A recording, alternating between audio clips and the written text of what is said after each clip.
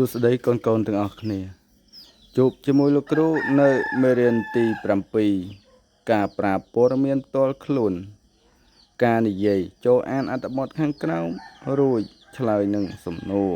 ឥឡូវកូនទាំងអស់គ្នាពិនិត្យមើលរូបភាព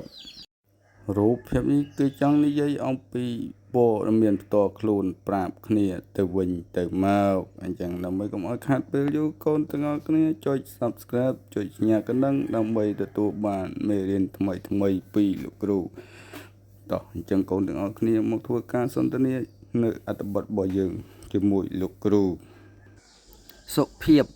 សួស្តីខ្ញុំឈ្មោះសុភាព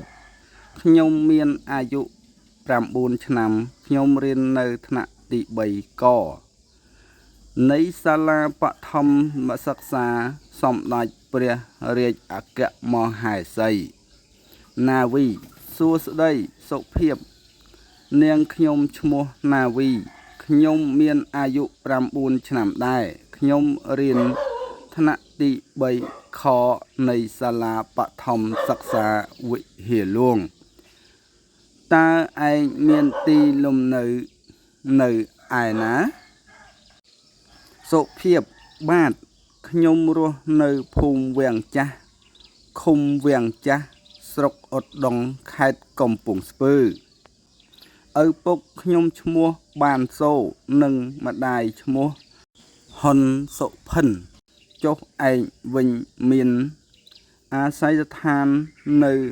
ឯណាដែរណាវីចានាងខ្ញុំនៅភូមិកំពង់ចុះវាឃុំវិហារហ្លួងស្រុកពញាលឺខេត្តកណ្ដាលប៉ាខ្ញុំឈ្មោះជាសាវឿននិងម៉ាក់ឈ្មោះសំសូដានោះប៉ាម៉ាក់ខ្ញុំមកហើយខ្ញុំសូមលាសិនហើយចាំថ្ងៃក្រោយជួបគ្នា